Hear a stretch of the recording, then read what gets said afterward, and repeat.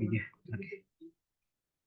Oke, pada kesempatan kali ini patofisiologi kita akan membahas mengenai gangguan sistem imun dan hematologi. Recording Jadi, in progress. oke.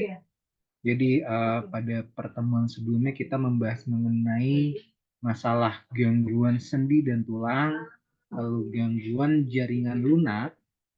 Pada pertemuan setelah UTS ini kita akan membahas mengenai gangguan sistem imun dan hematologi.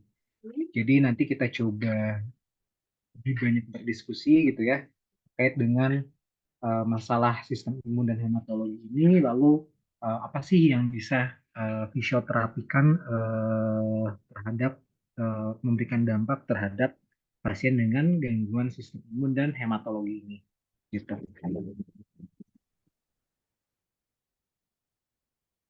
Hmm.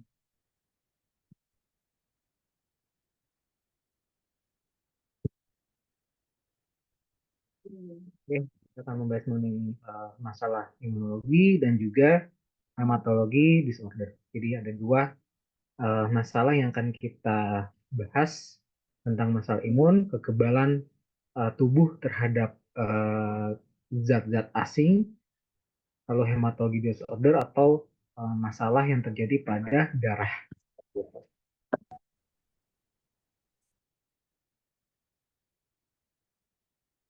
Oke, next.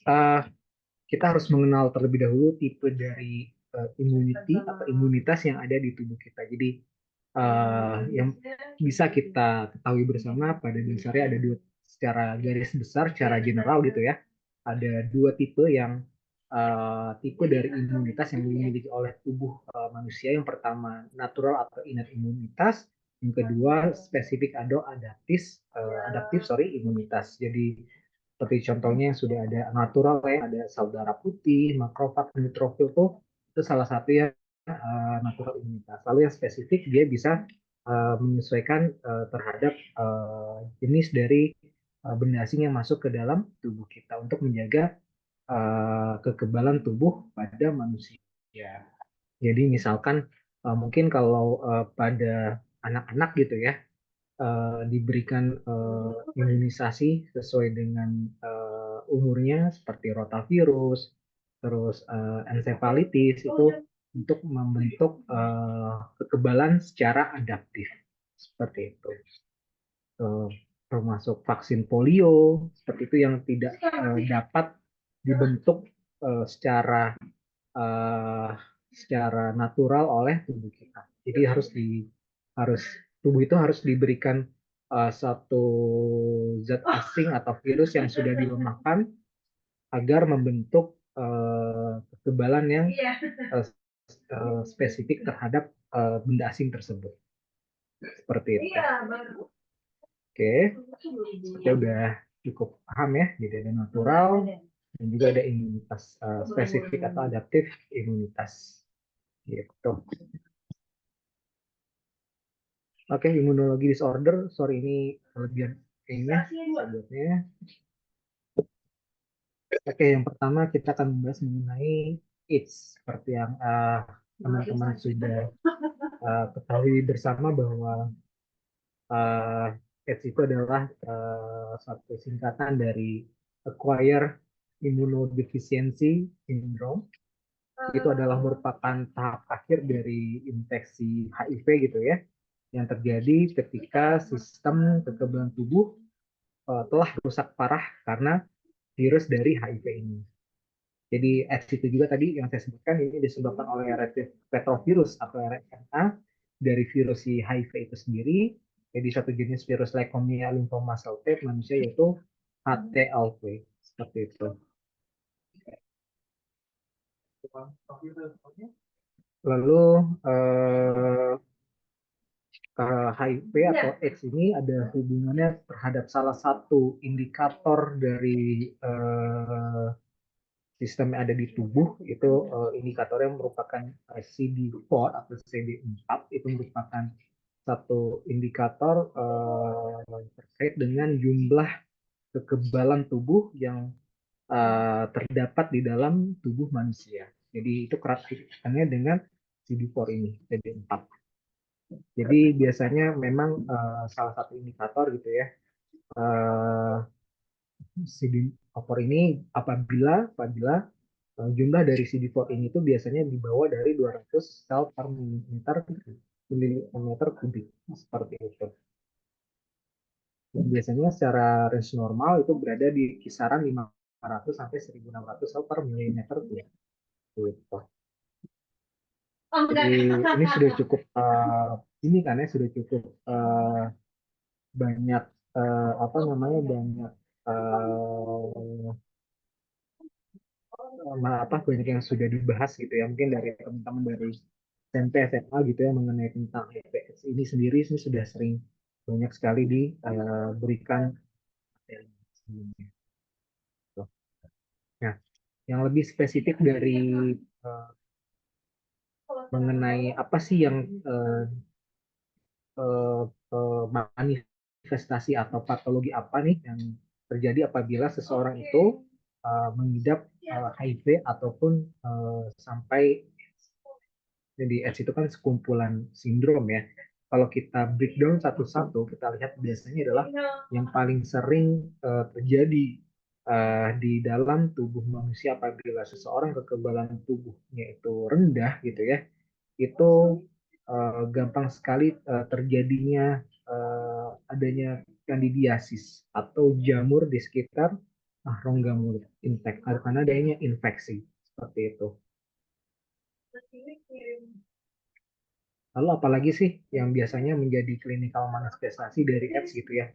Salah satu juga penyakit patologis gitu yang bisa secondary-nya gitu yang terjadi akibat kekebalan tubuh berada di bawah levelnya itu juga gampang terjadinya tuberkulosis atau TB. Jadi TB gampang sekali masuk ke dalam tubuh. Makanya gitu ya banyak sekali bukan banyak sekali salah satu eh, standar pemeriksaan atau standar examination terhadap eh, pemeriksaan dari HIV ini adalah dilakukan testing seperti itu. Oke, jadi ada beberapa macam bakterial seperti Mycobacterius, tuberculosis yang apalagi salmonellosis yang masuk ke dalam tubuh seperti itu. Lalu secara eh, kalau lihat dari looks atau dari tampilan dari major clinical manifestasi dari seseorang itu ada yang kita sebut dengan wasting syndrome. Jadi wasting itu pembuangan. Jadi seseorang itu bisa katakan sangat kurus sekali gitu ya karena bakteri segala macam atau virus itu justru menyerang tubuhnya gitu ya. Jadi sangat rentan sekali terkenanya paparan dari uh, bakteri maupun virus. Jadi membuat tubuhnya sendiri juga menjadi lebih kurus. Lalu selain itu ketika terjadinya terpapar dari virus HIV ini itu sangat rentan sekali terjadinya meningitis ya atau encephalitis peradangan pada di selaput otak gitu ya. Jadi menyebabkan terjadinya peradangan inflamasi yang sangat berbahaya sekali buat penderitanya. Lalu bisa terjadi juga secondary neoplasma gitu ya. Neoplasma itu seperti jaringan yang tumbuh gitu ya, yang pernah kita bahas pada sebelumnya.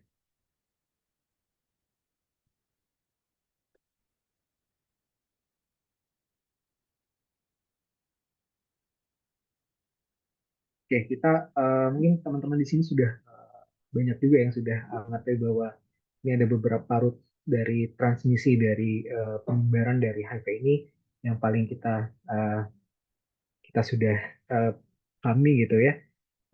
Salah satu yang paling tinggi insidensinya karena adanya sexual transmission gitu dari uh, dari seseorang yang uh, apa sudah terjangkit HIV kemudian saat berhubungan seksual ada transmission yang masuk gitu ya bisa dari cairan tubuhnya atau segala macam sehingga dia memberikan mentransmisikan penyakit dari si HIV ini. Lalu juga kita mengenal adanya namanya transmisi atau via blood dan blood products. Jadi bisa terjadi karena darah ya, donor darah segala macam atau uh, seperti itu. Lalu ada perinatal transmission. Jadi perinatal transmission itu dari ibu ke anak itu sangat rentan terjadi penularan dari HIV/AIDS ini. Lalu uh, apa namanya? Satu lagi ada namanya, saya lupa dimasukkan, itu occupational transmission. Jadi karena kecelakaan kerja misalkan, kalau apalagi yang sangat di kerja yang berhubungan dengan uh, kesehatan ya di rumah sakit gitu ya, terutama. Jadi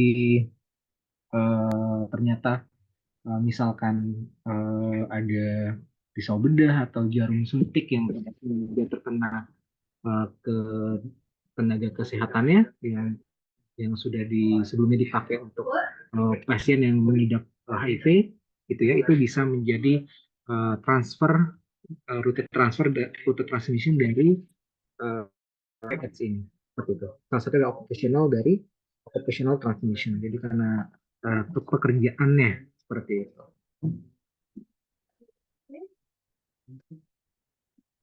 Oke, kita bisa melihat bahwa ini merupakan sekuensis atau urutan patogenesis atau perkembangan dari penyakit dari HIV gitu ya. Kita melihat bersama bahwa kita memakai CDC. CDC itu merupakan Center of Disease Control, itu yang dari Amerika. Ini ada beberapa kategori gitu ya. Kategori dari CDC itu ada A, B, C gitu. Kita lihat bersama bahwa untuk kategori A dia tidak merasakan adanya simptomatik, tidak merasakan ada gejala gitu ya. Ini sangat akut sekali. Biasanya rentang waktu 3 sampai 6 minggu gitu ya. Dan apabila uh, dilihat oleh diuji darahnya, CDC4-nya atau jumlah dari kekebalan tubuhnya itu masih lebih dari sekitar 500 gitu. Lalu kita lihat di kategori B dari CDC ini gitu ya, dia sudah mulai merasakan simptomatik gitu ya, tapi tidak eh, tidak termasuk dari kategori A dan C juga, seperti itu. Jadi ini salah satu yang kondisinya mungkin cepat lelah atau misalkan ada sakit gitu ya, tapi sembuhnya itu bisa dalam waktu rentang yang sangat lama sekali gitu, tapi belum memberikan efek yang signifikan terhadap tubuh. Lalu kita sudah ketika sudah sampai tahap ke kategori C, itu bisa dikatakan AIDS karena ada sekumpulan dari sindrom gitu kan. Sindrom itu adalah sekumpulan dari gejala satu penyakit gitu ya, yang tadi sudah kita lihat sebelumnya, clinical manifestasi dari uh, dari pasien dari HIV itu sendiri. Dan biasanya ketika diuji darahnya itu level dari CD4 itu kurang dari 200 gitu. Lalu kita bisa melihat di sini kita bisa melihat bahwa ada sekuensis atau urutan dari patogenesis dari HIV infection. Kita bisa melihat yang paling pertama adalah salah satu virus dari HIV ini gitu ya. Ini dia menempel pada kekebalan tubuh seseorang atau di CD4-nya itu. Terus lalu dia masuk ke dalam internalisasi ke dalam sistem kekebalan tubuhnya. Lalu dia akan meng-uncoating atau membuka dan juga memberikan DNA di dalam si kekebalan tubuhnya. Lalu dia melakukan integrasi di dalam si sel ini, itu lalu dia akan mereplikasi atau memperbanyak jumlah dari si virusnya gitu. Lalu si imun ini dia akan menyerang host selnya atau sel inangnya gitu ya. Lalu CD4 ini nanti selnya akan rusak, akan destruction, akan hancur seperti itu. Lalu ketika sudah hancur, maka virus ini akan berkembang biak lebih banyak di dalam tubuh. Jadi ada viral dissemination, jadi lebih parah di luar, seperti itu. Gitu. Itu urutan perjalanan dari patogenesis dari HIV itu sendiri. Oke, ada yang ingin ditanyakan sebelum saya lanjutkan ke dalam SLE, teman-teman Visio 2023?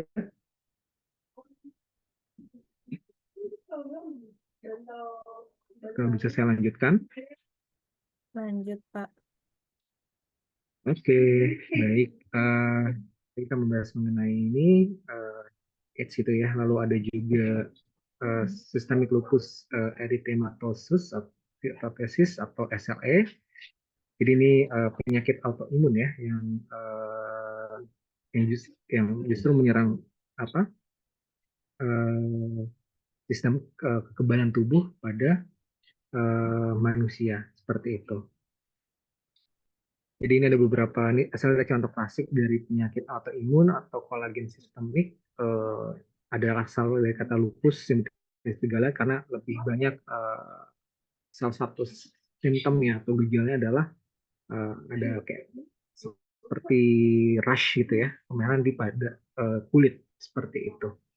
Dan dia juga banyak menyerang persendian sendi-sendi di tubuh manusia.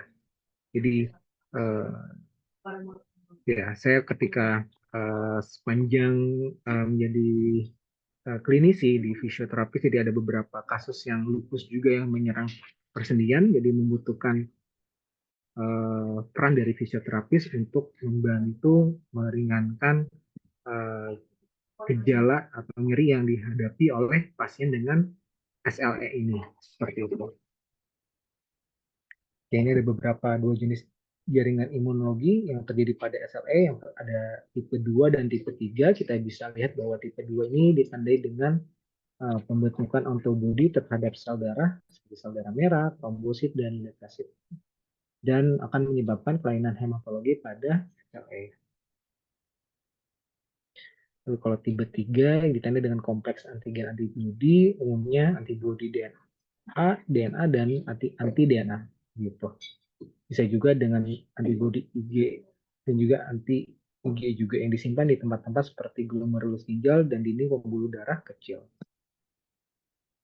Oke, ini ada beberapa sign dan simptom terhadap dari SLE ini gitu ya, teman-teman. Bisa kita perhatikan bahwa memang ada efek gitu ya. Kalau kita lihat seperti apa ya? Tidak itu rush kemerahan gitu terjadi pada orang yang mengalami SLE ini seperti itu. Dan apa sih ketika simptom atau gejala yang terjadi pada pasien yang mengidap SLE ini? Jadi kita bisa lihat banyak terjadi inflamasi gitu ya, karena sistem kekebalan tubuhnya itu menyerang eh, jaringan tubuh yang sehat, terutama biasanya banyak terjadi di persendian, seperti di persendian jari-jari tangan atau segala macam lainnya, menyebabkan terjadinya rasa nyeri dan juga swollen terhadap bengkak di sendi tersebut. Lalu kita bisa lihat juga bahwa eh, jelas itu ya terjadinya pleuritis atau pleuranya meradang, dan juga terjadinya inflamasi atau bisa terjadinya pneumonia di dalam paru-paru itu sendiri. Seperti itu. Oke.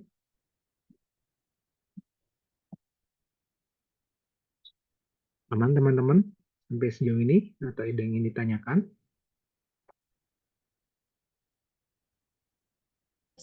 Pak, aku mau izin nanya, Pak. Oke, ini siapa ya? Sebentar. Nah, siapa yang nanya? Ilham, Pak. Oh, Ilham, ya silakan Ilham. Tadi kan ada dua jenis ya, dua jenis dari SLA itu. Itu yang tipe 2 itu tadi aku kurang kedengaran, ditandainya itu dengan apa ya Pak? Ini Pak, hipersensitivitas tipe 2. Kenapa? Tadi aku kurang jelas dengar itu ditandainya tuh dengan apa ya Pak? Jadi, oke, thank you, Ilham.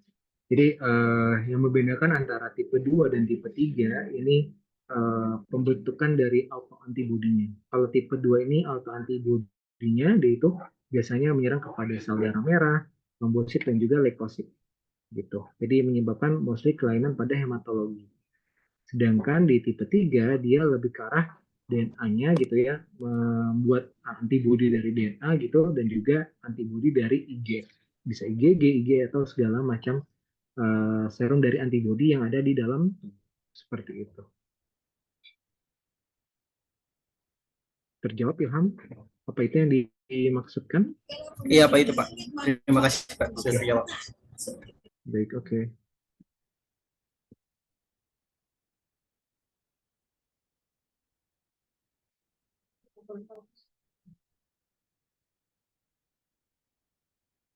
Sekarang tanggal berapa sih? Tanggal 15 ya? 15.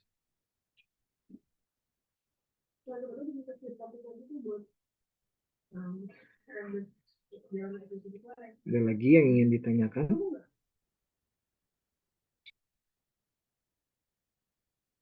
Tidak ada? Oke. Tadi kita akan sudah membahas mengenai imun ya. Jadi masalah yang terjadi pada imunologi disorder. Sekarang kita masuk ke dalam hematologi disorder. Oh, sorry, ini kelebihan E-nya juga harusnya. Disorder, bukan disorder. Oke. Jadi kita coba untuk kembali lagi tentang hematologi. Hematologi itu salah satu ilmu yang mempelajari tentang darah seperti itu. Jadi seperti kita tahu bahwa darah itu melakukan banyak fungsinya untuk kita hidup ya sehari-hari gitu. Seperti memberikan transportasi pada sel, itu juga apa namanya salah satu fungsi dari darah. Jadi darah itu juga membentuk sekitar 8% dari berat total di dalam tubuh kita dan mengalir sewaktu mengalir dalam pembuluh darah menyebabkan unsur-unsur sel tersebar merata di dalam plasma. Jadi plasma nanti ada hubungannya tentang albumin, fibrinogen dan sebagainya macam lainnya ya, seperti itu.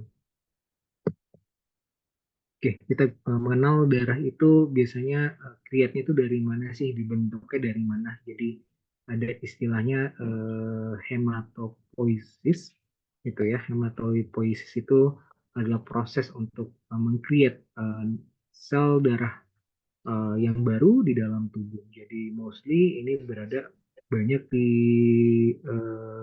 bone marrow ya atau di sumsum tulang seperti misalkan sepanjang salah satunya di vertebra maupun di pelvis segala macam yang berada di dapat yang di sumsum tulang tersebut seperti itu.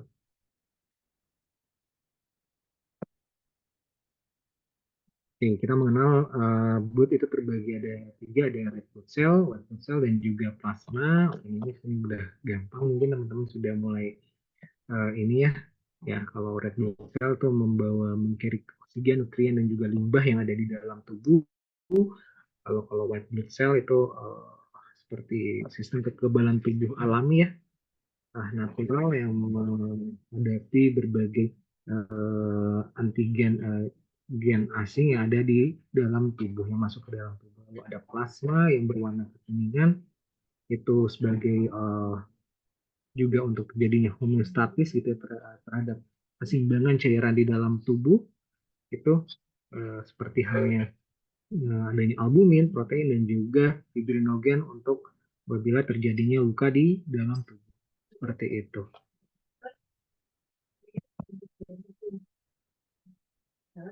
Oke, jadi kita lanjut. hematologi disorder gitu ya. Yang pertama ada eh, myasthenia gravis gitu. Jadi kalau myasthenia gravis eh, ini kalau saya gambarkan sebagai gangguan neurologis autoimun yang ditandai dengan transmisi yang rusak pada persimpangan dari neuromuskular atau neuromuscular junction antara saraf dan otot gitu.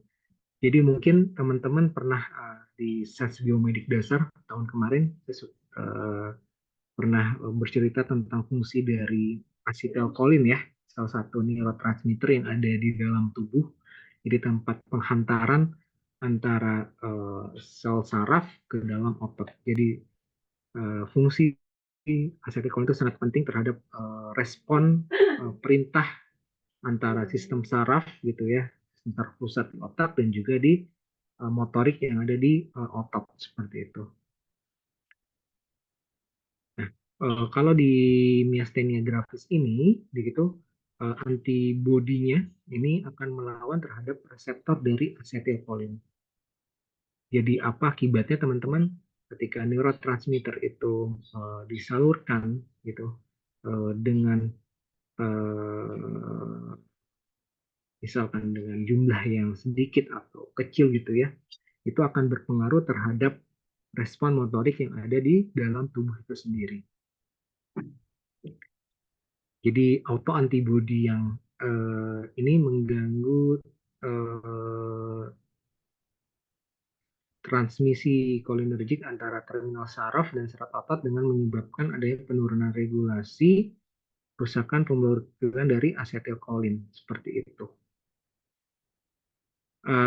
Mistia grafis biasanya menargetkan otot-otot di mata, wajah, leher, dan lengan dan tungkai.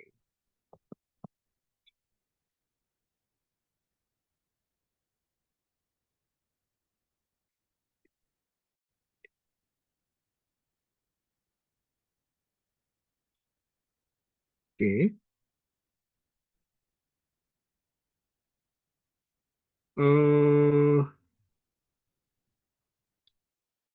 Kalau kita lihat dari gambarnya gitu ya. Nanti saya coba ada beberapa koreksi yang ingin saya koreksi gitu. Jadi atau inti body itu kan menyerang si siapa si neurotransmitter dari si acetylcholine ini. Kita lihat bahwasanya gitu ya. eh, Ketika ini sebelah kiri ada perbandingan antara normal neuromuscular junction gitu ya dan juga ini neuromuscular junction di myasthenia gravis gitu ya. Ini terlihat bahwasanya eh, semacam ada sinyal gitu ya. Sinyalnya ini lebih cepat dibandingkan seseorang yang mengalami myasthenia gravis. Jadi dapat dilihat ini adalah perbandingan dari normal individual dan juga pasien dengan MG gitu. Biasanya terjadi penurunan kepadatan dari asetilkolin seperti itu. Sehingga dia akan merusak dari positnatik membran di dalam pasien yang memiliki myasthenia gravis ini. Gitu. Jadi untuk melepaskan merilis dari sinyalnya ini akan semakin rendah gitu. Jadi uh, reseptornya berkurang ataupun amplitude atau dari nilai dari EEG-nya itu atau EMG-nya akan semakin menurun seperti itu.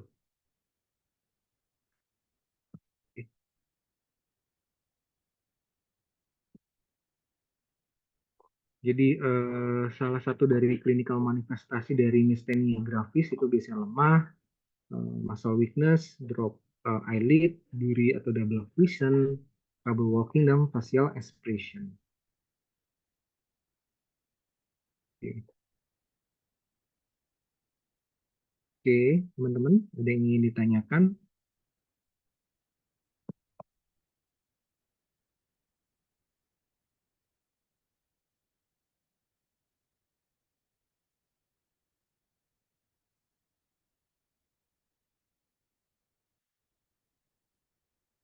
Tidak ada. Yang kedua ada leukemia. jadi leukemia ini adalah kelompok dari keganasan hematologi gitu atau disebutnya kita dengan kanker darah yang timbul dari proliferasi disfungsional leukosit yang sedang berkembang. Jadi di sini jumlah sel darah putih atau white blood count ini akan meningkat secara tajam. Lalu penyakit ini diklasifikasikan sebagai akut, bisa terjadi kronis. Ini berdasarkan terjadinya kecepatan dari proliferasi dan sebagai mielositik atau limfositik berdasarkan sel asalnya. Seperti itu. Biasanya subtipe yang dominan adalah leukemia mieloid akut AML atau leukemia mieloid kronis CML yang melibatkan garis keturunan dari mieloid, lalu bisa limfoblastik dan juga leukemia limfositik kronis. Sebentar teman-teman, saya ada ini sebentar.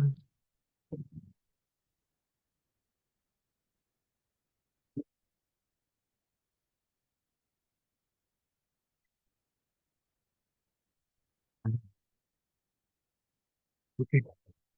Nah, teman-teman, ada yang notice?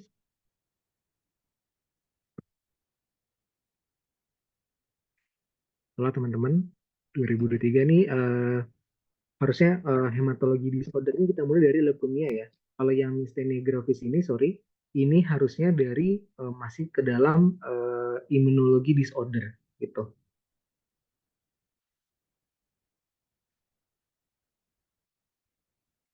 Gimana teman-teman, bisa diterima?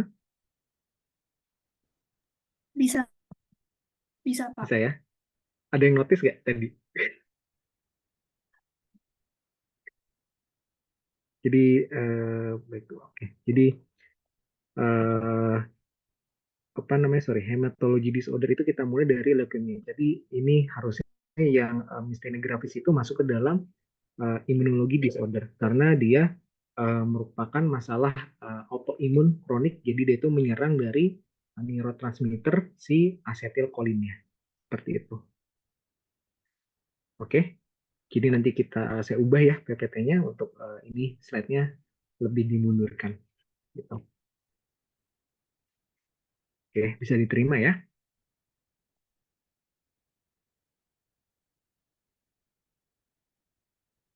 Oke, ini ada beberapa kita lanjutkan karakteristik dari major subtype dari leukemia yang sudah kita kenal gitu ya.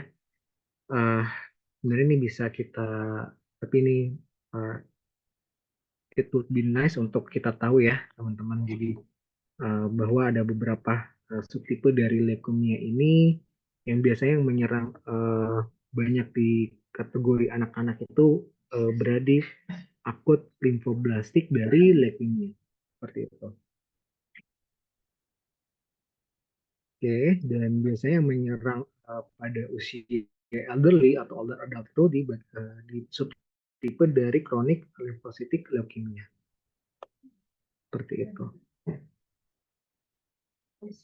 Oke, ini ada beberapa deskripsinya, tapi nanti kita tidak terlalu spesifik gitu. Nah, biasanya nih simptomnya gitu ya, mostly hampir sama gitu. Biasanya ada uh, fever atau rasa demam ya, tidak tidak kunjung membaik biasanya gitu ya, dan juga uh, tidak ada penyebab dari virus maupun bakteri gitu yang tiba-tiba demam saja. Terus ada bleeding, terus ada musculoskeletal pain atau disfungsinya, itu gejala khas dari akut limfoblastik dari leukemia ini seperti itu. Biasanya selain dari fever, fatigue, terjadi juga weight loss atau berat badannya turun gitu ya, dan bisa juga menyebabkan dari musculoskeletal pain atau nyeri pada otot maupun persendian. Oke, ini ada beberapa sign tanda dan gejala dari leukemia. Ada tiredness atau rasa lelah yang berlebihan, shortness of breathing during physical activity, pucat kulitnya gitu ya, mild fever atau juga yang berlebih, slow healing dari apa, dari luka yang terbuka, terus adanya lebam yang nggak jelas gitu ya, dan juga nyeri di sekitar tulang maupun sendi. Oke,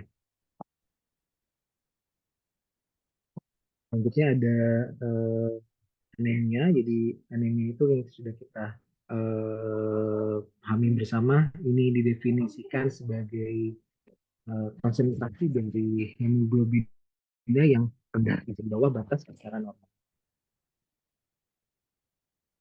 Oke, ini jadi ada beberapa gambaran klinis anemia. Jadi yang pertama, ini tergantung dari kecepatan timbulnya anemia. Jadi seseorang yang mempunyai masalah akut maupun kronik gitu ya terhadap anemia ini justru eh, akan memberikan dampak yang berbeda. Mungkin kalau di kronik dia bisa sedikit beradaptasi terhadap kondisinya seperti itu. Lalu tingkat keparahannya eh, kalau lebih parah gitu ya, HB-nya sampai rendah sekali, itulah sangat sangat apa berbahaya gitu ya, usia pasien gitu ya, yang usia lebih tua, elderly, dan juga mempunyai masalah seperti di ginjal gitu ya atau di kidney-nya, chronic kidney disease, itu mempengaruhi dari gambaran klinis dari anemia. Lalu kurva disosiasi dari hemoglobinnya atau tingkat hemoglobin yang terdapat di darah itu mempengaruhi dari gambaran klinis dari anemia ini. Oke, ini ada beberapa gambaran sih untuk kasus anemia. Jadi ada peningkatan pelepasan oksigen dari HB hingga akan meningkatkan aliran darah ke jaringan, gunanya untuk menjaga si volume darah, gitu. Lalu meredistribusi aliran darah untuk mempertahankan suplai darah ke otak. Oke, ini berdasarkan penyebabnya. Ini bisa yang pertama ini bisa terjadi karena hilangan darah gitu ya, ya trauma atau segala macam. Yang kedua karena red cell formasinya yang tidak baik seperti itu.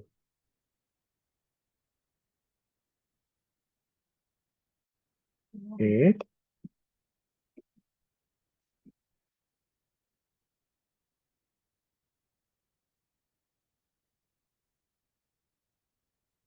lalu selanjutnya ada thalassemia. Jadi uh, sampai anemia ada yang ingin ditanyakan teman-teman Visio 2023? Pak, saya izin tanya. Oh, silakan Asya ya. Silakan Asya. Kalau misalnya cewek itu, bentar Pak. Mm-mm. Kalau misalnya wanita itu kan dia ada yang suka ini ya Pak, nyemilin es batu. Nah itu katanya bisa jadi penyebab anemia. Itu benar nggak Pak? Oh, saya belum mendengar sampai itu ya. Jadi apakah ada korelasi dengan seseorang yang eh, apa tadi memakan es batu dengan terjadinya anemia gitu. Itu sampai saat ini saya belum pernah mendengar sih, Asya, seperti itu. Baik, terima kasih Pak. Ya, mungkin yang bisa kita ambil misal, ah, ya sebenarnya saya belum pernah mendengar sih terjadinya anemia karena harus makan es batu gitu ya. Tapi nanti saya kan mungkin cari literaturnya, apakah ada korelasinya atau tidak ya. Jadi sampai saat ini saya belum bisa menjawab secara definitif gitu ya, apakah bisa atau tidak seperti itu.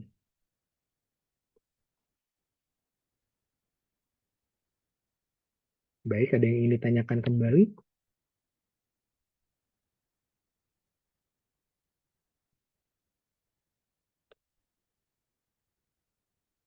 Tidak ada?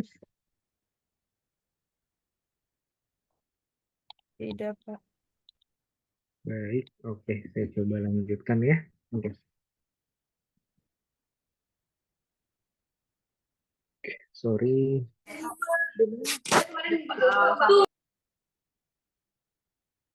Oke, next kita masuk ke thalassemia. Ini merupakan masalah dari hematologi atau masalah dari darah yang paling sering kita dengar gitu ya. Jadi thalassemia ini adalah kelompok kelainan keturunan yang beragam di mana terjadi penurunan sintesis satu atau lebih rantai poplitida globin pada darah. Jadi kita biasanya kita sering dengar apakah ada thalassemia alpha atau beta gitu ya, yang mayor gitu. Eh, pada alfa thalassemia mayor, ini penyebab anemia jelas adalah ketidakmampuan untuk mensintesis dari hemoglobin atau Hb gitu. Sedangkan kalau di thalassemia B atau B mayor itu penyebabnya anemia yang paling penting adalah karena penghancuran sel darah merah ini prematur gitu, yang disebabkan oleh kerusakan membran eritrosit. Jadi sebelum sel darah merah ini matang, sel darah merah ini sudah hancur terlebih dahulu. Seperti itu. Oke. Aman ya, teman-teman?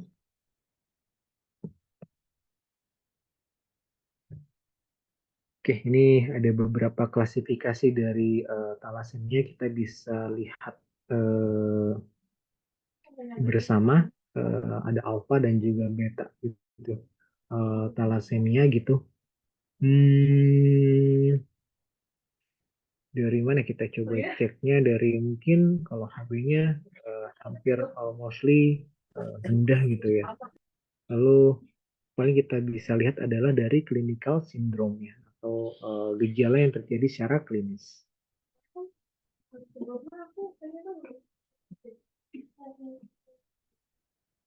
Oke, biasanya fatal in uterus dan juga early infancy gitu kalau di alpha thalassemia ini bisa terjadi di mostly di kasus pediatrik gitu ya. Sedangkan kalau di beta thalassemia itu mostly hampir sama sih sebenarnya. Yang perlu digarisbawahi ya bahwasanya thalassemia ini satu keadaan terjadi karena adanya inheritas gitu ya, atau keturunan dari mungkin dari orang tuanya. Apakah orang tuanya itu pembawa atau dia itu memang sudah ada thalassemia-nya, carrier ataupun dia sudah membawa thalassemia ini dan lalu diturunkan kepada anaknya. Seperti itu sih. Oh, oke. Eh, Saat kita berdiskusi, ada yang ingin ditanyakan teman-teman Visio 2023?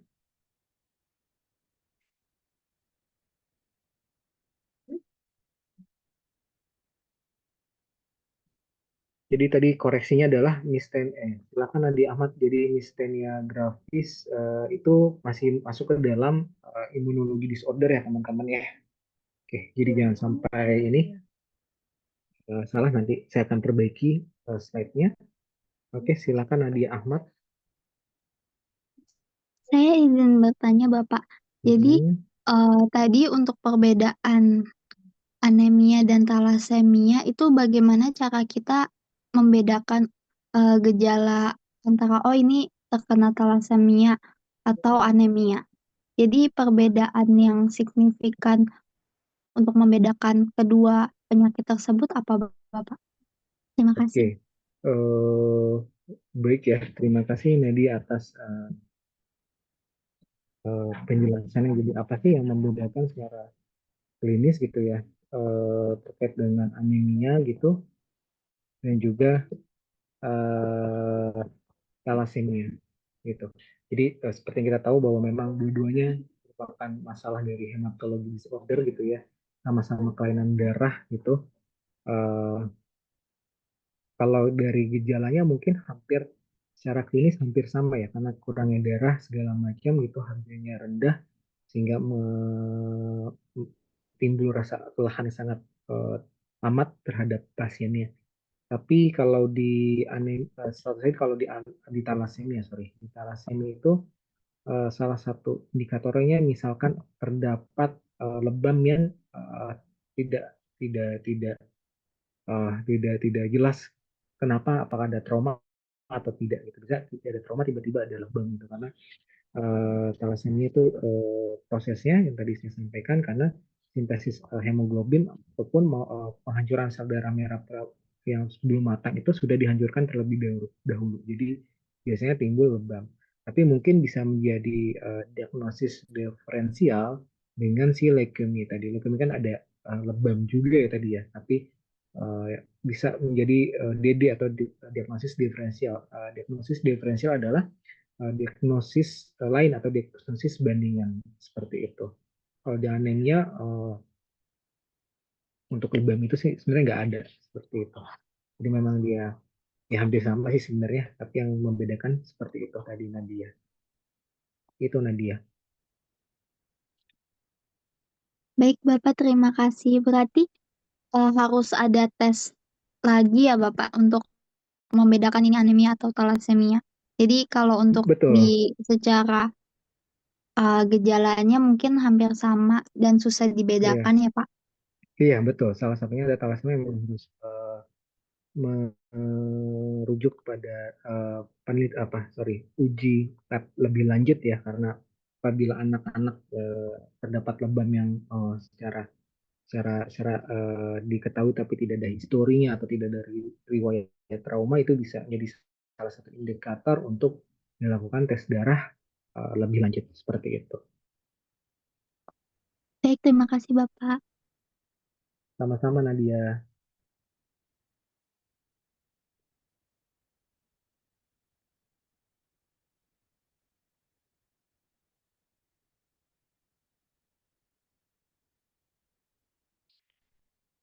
Gimana teman-teman yang lain, ada yang ingin ditanyakan kembali?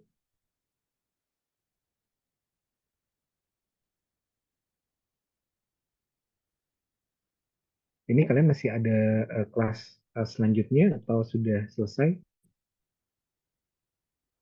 Sudah selesai, Pak. Hari ini cuma satu. Oh, cuman patofisiologi aja ya? Iya, betul. Ah, oke, oke, oke.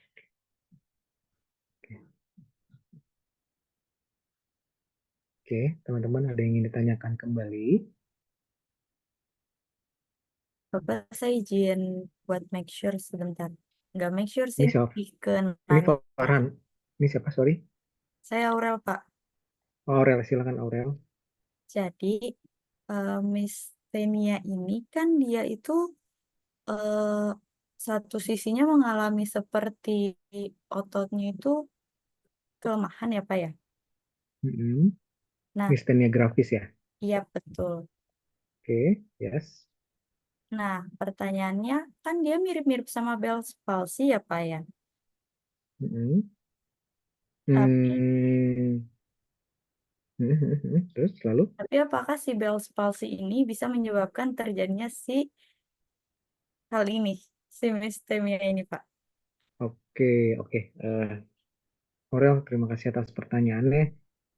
Eh, Kalau saya boleh jawab, antara Bell's palsy dan juga myasthenia gravis itu dari perjalanan penyakitnya saja itu sudah berbeda ya. Jadi apakah ada hubungannya? Itu eh, saya jawab tidak ada gitu. Karena seperti yang kita ketahui bersama bahwa Bell's palsy itu ada kerusakan dari saraf perifer di nomor 7 itu di saraf fasial gitu ya. Sedangkan kalau di myasthenia gravis ini pure karena autoimun atau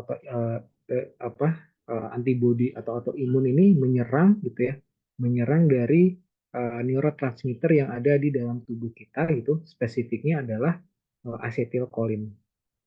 Yang seperti kita ketahui bersama bahwa asetilkolin itu kan berfungsi untuk uh, sebagai transmisi dari sinyal saraf ke otot. Jadi semakin banyak neurotransmitter maka cepat untuk dilakukan gerakan tertentu. Misalkan seperti itu, secara kasarnya seperti itu. Tapi kalau di misalnya grafis gitu ya, eh, eh, dia lebih lambat karena si si asetylcholinnya itu diserang oleh autoimunnya gitu. Autoimun dari si tubuh itu sendiri seperti itu. Baik, Pak. Aurel. Oh, Baik ya. menjawab. Menjawab ya Aurel ya. Terima kasih atas pertanyaannya. Lalu Farhan, silakan Farhan. Ya, Pak, mohon izin bertanya, Pak. Siap, diizinkan. Ini kan anemia sama thalassemia tadi kan hampir mirip-mirip lah ya. Apa namanya? Iya. Eritrosit gitu kan, Pak. Mm, mm, Saya mau mm. bertanya, apakah pengobatannya itu dari talasemia itu sama seperti anemia Pak, kayak minum suplemen penambah darah atau apa kayak gitu Pak? Kayak gitu.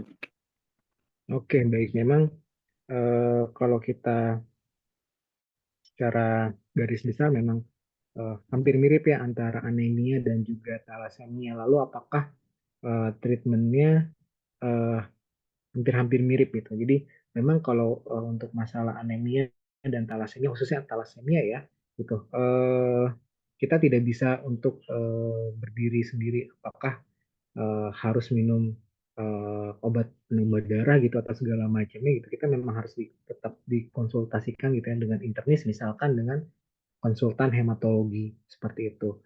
Dan kalaupun misalkan anemia juga bisa kita lihat penyebabnya, apakah penyebabnya itu karena ada kehilangan darah akibat adanya trauma, cedera terbuka gitu ya, apa memang karena dari proses di dalamnya yang misalkan orang yang penyakit ginjal kronik atau chronic kidney disease gitu itu rentan sekali terjadinya anemia karena pembuatan dari pembuatan dari hematopoiesisnya itu atau pembuatan sel darah merah itu terganggu oleh orang yang mempunyai penyakit ginjal kronis gitu.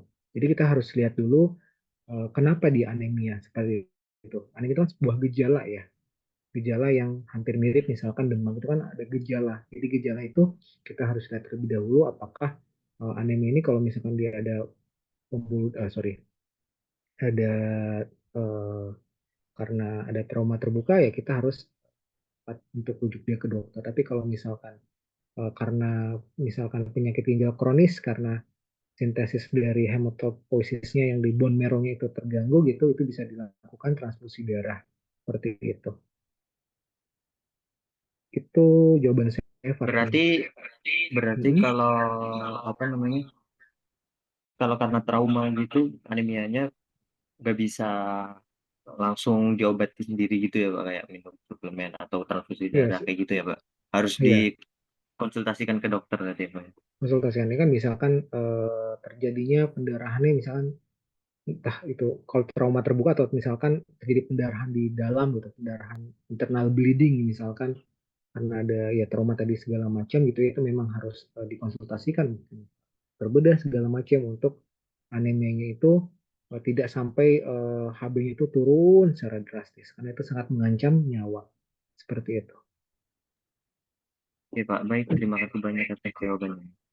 Sama-sama Farhan. Ada lagi yang ingin ditanyakan teman-teman Visio 2023? Nadi Ahmad kembali, silakan.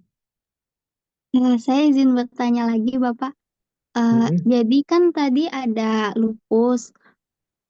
Nah, peran kita sebagai fisioterapi untuk soalnya yang saya ketahui untuk seperti penyakit autoimun kan tingkat kesembuhannya kecil ya, Pak.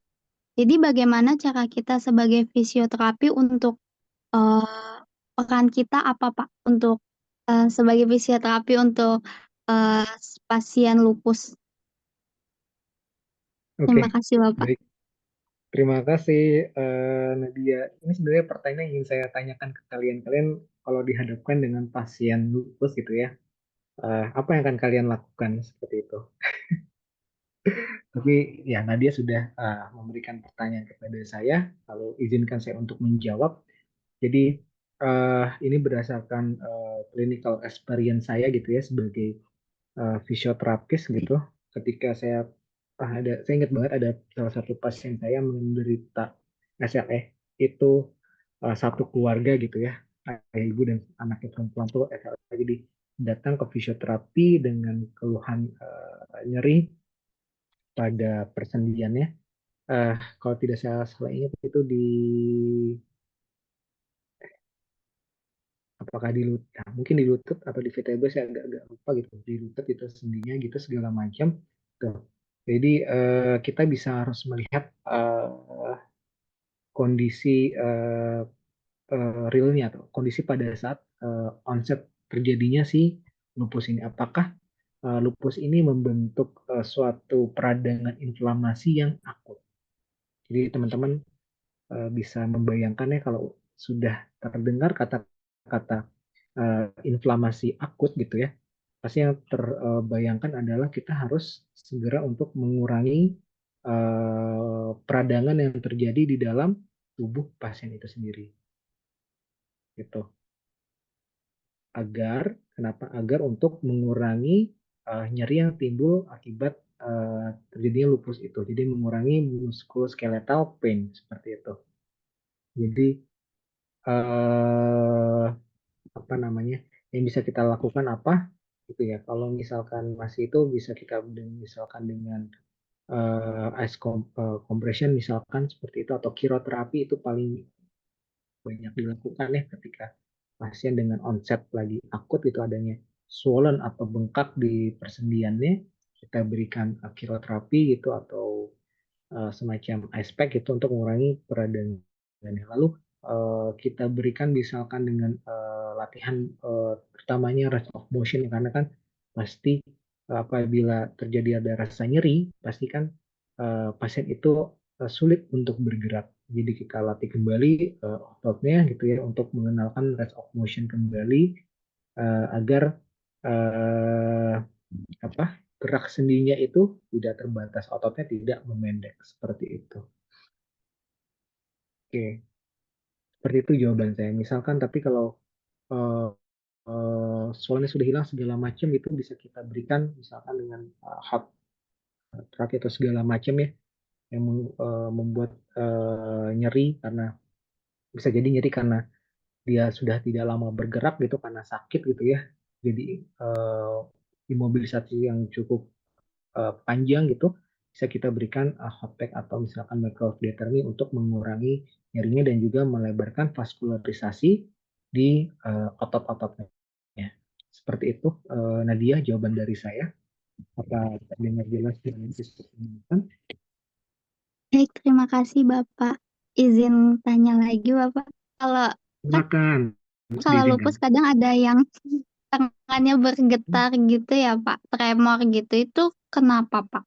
Dan gimana cara kita untuk mengurangi tremor itu di pasien dengan kondisi lupus? Terima kasih Bapak. Oke. Lupus apakah ada tremor itu bisa tergantung, bisa iya bisa tidak, karena yang saya dapati pada saat itu adalah eh, untuk lupus itu tidak terjadinya tremor ya. Mungkin itu bisa jadi secondary patologi dari, atau misalkan bisa jadi third patologi dari lupus tersebut. Jadi apakah eh, lupus itu bisa menyerang saraf-saraf di sekitar persendiannya sehingga menyebabkan terjadinya tremor, itu bisa, atau misalkan tremor karena ototnya lemah karena uh, swollen gitu, bengkak dan inflamasi gitu. Jadi ketika digerakkan atau memegang sesuatu dia bergetar tangan, itu bisa saja terjadi sebenarnya. Tapi yang untuk dari berdasarkan clinical experience saya gitu ya, saya belum dapati yang spesifik untuk tremor itu sih. Itu jawaban saya, Nadia. Terima kasih banyak Bapak. Sama-sama. Ada kembali yang ingin ditanyakan teman-teman Visio 2023?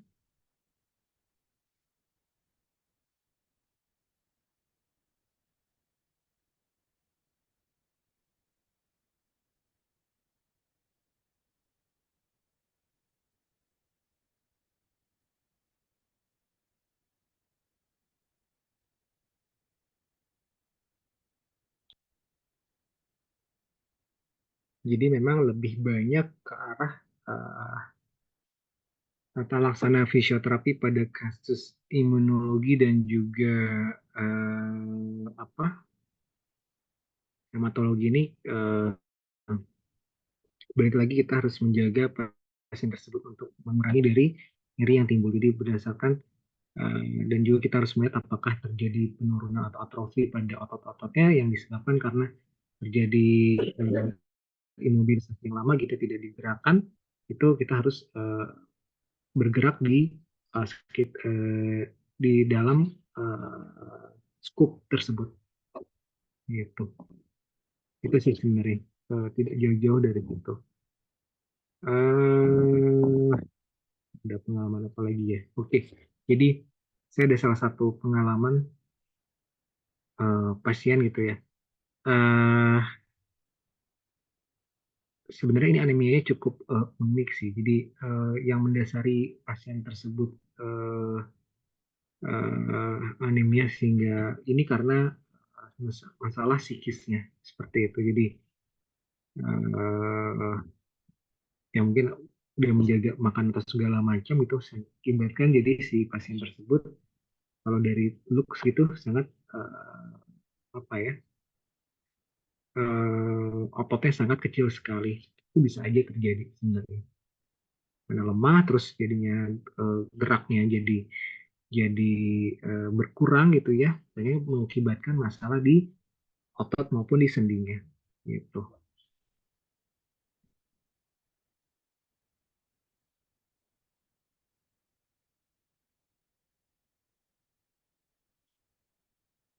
Oke, dan juga satu lagi teman-teman, apabila nanti teman-teman ada yang mendak ya, ya sekali lagi untuk dilakukannya exercise atau latihan kita harus melihat dari kondisi pasien apakah ketika dia ada riwayat anemia gitu ya segala macam untuk intensitas tinggi gitu ketika dia sudah mulai lelah segala macam itu bisa untuk coba di adjust seperti itu.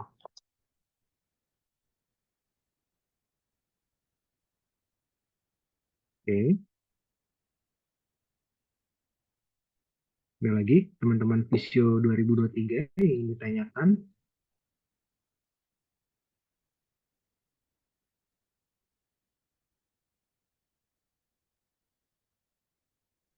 Tidak ada? Dari saya cukup, Pak. Baik, terima kasih.